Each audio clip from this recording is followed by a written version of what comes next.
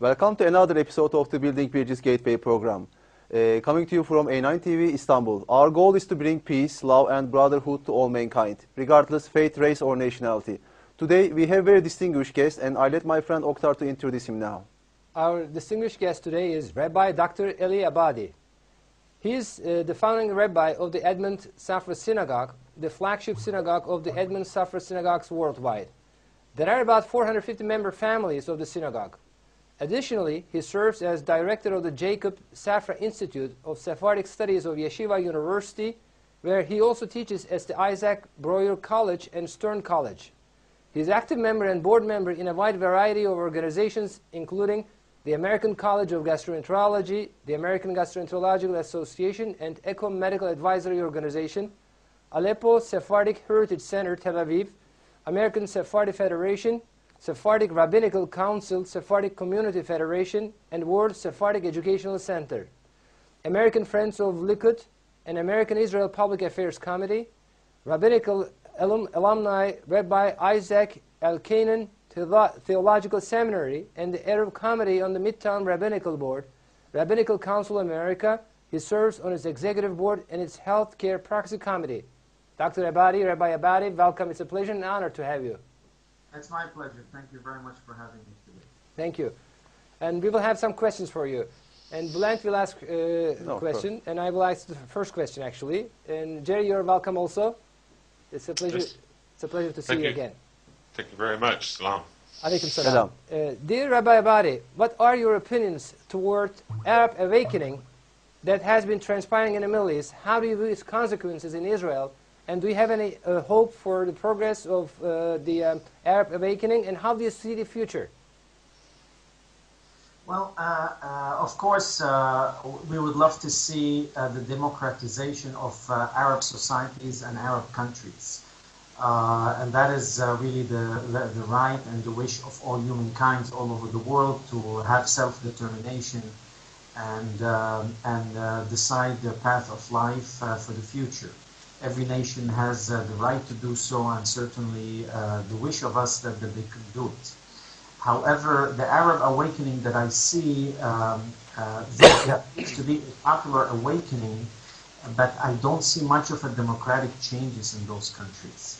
As we have seen already in Egypt, in Tunisia, what's happening in Syria, I am concerned and afraid that those popular movements are movements for a one-time democratic election and yet another dictatorship of sort. I don't see yet a full democratization of those societies. So we are basically waiting to see if indeed all those countries who are rebelling against their leaders are going to become really democratic countries as we understand democracy in Europe and in the Western world. Actually, definitely, we agree with you. And we have the same wish toward a more democracy and freedom of thought and freedom of worship in these countries. But that has to be established only with the change of the mentality, with the change of radicalism and bigotry, which is existing in these countries. You're right. That is correct. I mean, if you look at the history of the Muslim world for the last 1400 years, it has been always a cyclical history, in which most of the time they were ruled by one leader, dictatorship, or later on presidents for life, or presidents for many decades. And every 30 to 40 years there is a rebellion against that leadership, and that leadership changes. Sometimes the leadership is a benevolent leadership in which the leader is very good to his people, and some other times, unfortunately, that leadership is not very benevolent to their people, and they become tyrants. And we have seen it, and we have seen it in the past, we have seen it in the recent past, also in the last century, and now seeing it with our own eyes. That we do hope, however, that these changes that we are seeing are going to benefit the Arab people in those countries. that they will really see democratization of their societies. Although, again, I doubt it. From what I have seen so far, the results, as I said, in those countries that have had already their revolutions, we have seen the ascendance of parties that are very much doctrinaire parties, parties that they will take away some freedoms of certain elements of society. And like I said, we have to move with caution to see as to what kind of societies they're going to make. Yeah, because it is not an easy change, because Marxist mentality has been prevailing in these countries. Whenever we look in, for example, Iraq, in Afghanistan, in Tunisia, in Jordan, in Egypt, Nasser's time, in the Palestine at the George Habash time, Marxist mentality, the Ba'ath Party mentality, also Arab socialism, Marxism, has been prevailing, and so the mentality has changed. Jerry, can we have your comment on that, please? Sure.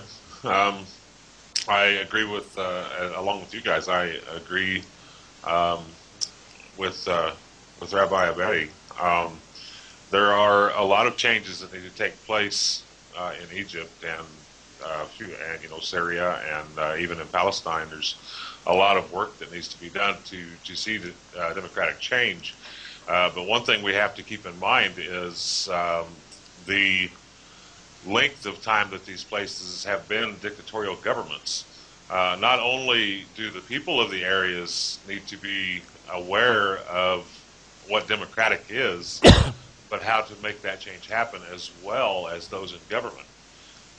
When we look at Egypt and even in Libya, when we have people that are of the old regime still working in government, they're still used to working in the dictatorial sense.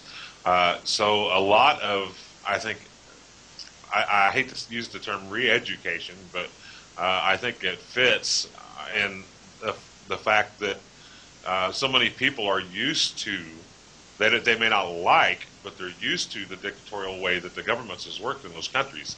So I think a lot of change it's going to take a lot of time and a lot of effort to get these to change when you look at the amount of time that they've been the sort of governments that they are. As far as the consequences to Israel, I think that if we can get and inshallah it will happen, a constitutional government in place where when it comes to Israel, I think there will be a wide opening of communication and trade and a lot more of an easy atmosphere all throughout that area if and when the Constitution and a democratic society does get in place there. The one thing that concerns me there, like I said, is that the length of time and the members of those governments that were in the old regimes. Whether it takes a vote, public vote, to get those members changed out to somebody else, or to at least get enough people in that are seeing the democratic way, that are willing to go that route. So I think the biggest problems, and I think we see that today, the biggest problems we've had is to get the members of either parliament or the high courts to see things in a democratic way rather than in the old way of a dictatorial way.